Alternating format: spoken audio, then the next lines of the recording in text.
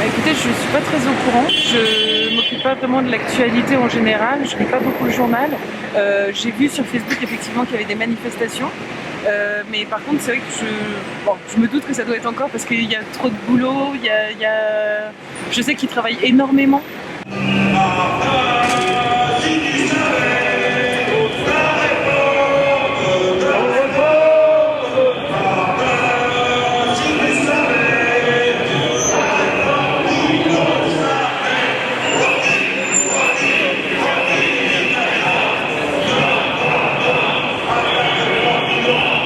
Je sais pas, j'ai aucune idée.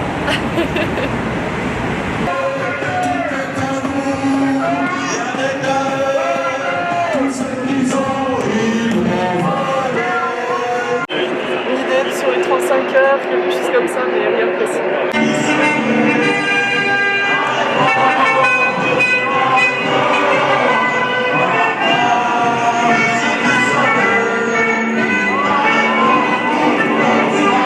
Bien sûr, la réforme de Marrakech. Tous ensemble, grève générale. Tous ensemble, grève générale. Tous ensemble, grève générale.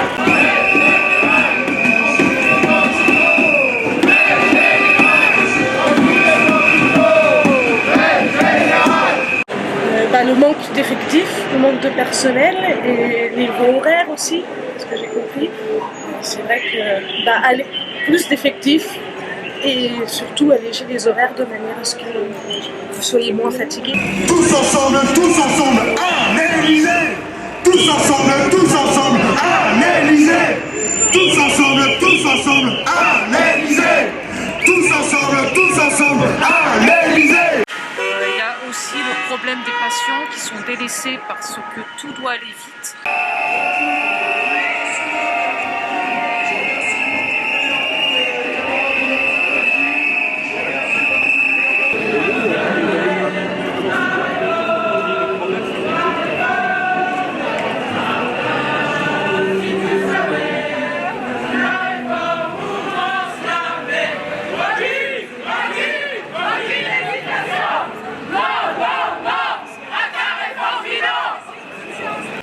À cause des RTT, on veut retirer tout, non? La réforme, retirer tous les RTT, tout ça. C'est ça? Non, il y a un peu de tout, hein. Les congés, les heures supplémentaires non payées, tout un truc. Ils ont bien raison.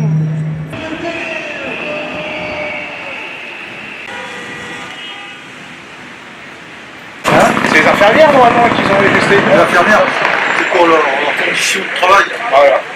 Concernant leur statut professionnel, au niveau rémunération, à ce niveau-là, par rapport à les RTT, des trucs comme ça, je pense.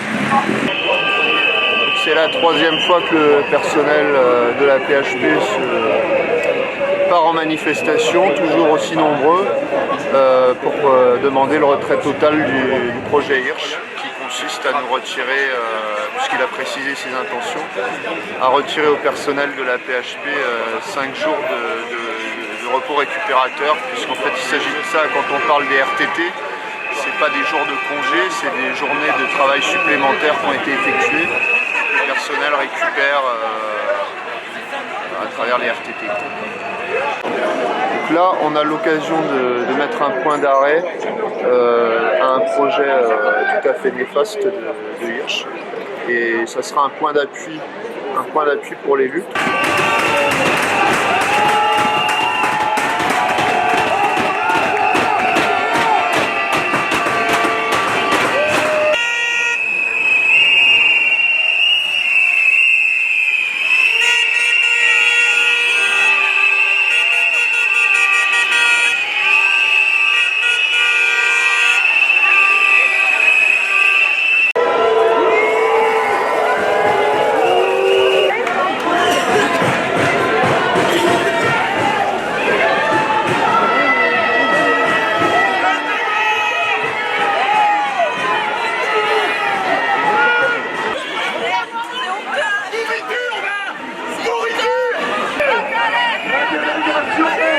La délégation intersyndicale va être reçue à ce salon.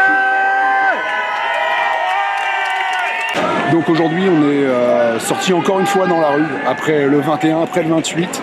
Et encore une fois, c'est une réussite. On était pas loin de 11 000 aujourd'hui dans la rue pour dénoncer le projet de Martin Hirsch de vouloir réorganiser, d'après lui, le temps de travail, mais surtout réduire les jours de repos des soignants et des autres personnels de la PHP. En vérité, c'est un marché de dupes, parce que quoi qu'il arrive, on sera toujours obligé de rendre des jours, on sera toujours obligé de toujours rendre, puisqu'il faut savoir qu'à la PHP, on a déjà fait 1,5 milliard d'économies sur 5 ans. 1,5 milliard, c'est les soignants qui les ont fait, c'est les médecins, c'est les patients qui ont fait ça, c'est sûrement pas d'autres personnes qui ont fait 5 milliards, et aujourd'hui on va encore nous faire payer.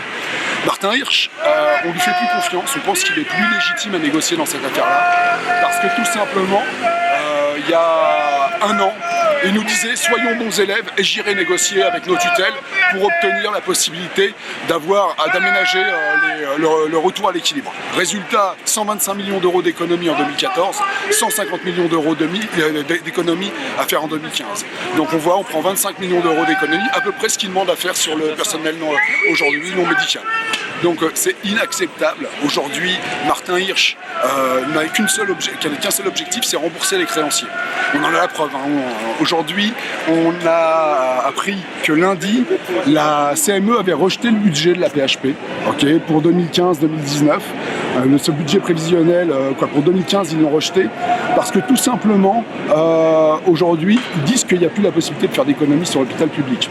Il faut savoir que ce budget-là, qui était prévisionnel, annonçait le fait qu'on allait atterrir avec 40 millions d'euros d'excédent budgétaire à la fin 2015. Martin Hirsch dit qu'aujourd'hui il veut faire 30 millions d'euros d'économies sur le personnel. En gros, quand on l'entend, il veut faire l'excédent budgétaire sur le personnel hospitalier. Et c'est pas acceptable. Aujourd'hui, on n'est pas là pour payer l'austérité, on n'est pas là pour payer la dette. On a eu l'occasion de regarder comment étaient faites les dépenses, les créanciers, qui étaient nos créanciers.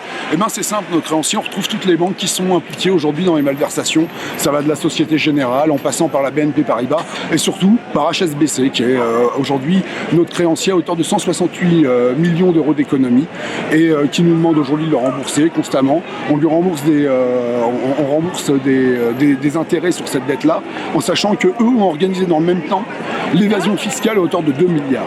Donc ils nous demandent de payer 2 fois la dette. Nous on dit ça suffit, en tout cas, maintenant que c'est plus au personnel hospitalier ni aux patients de payer la dette, on arrête ça. L'austérité, ça suffit. Maintenant, ce qu'on veut, c'est la possibilité d'accueillir les patients dans de bonnes conditions.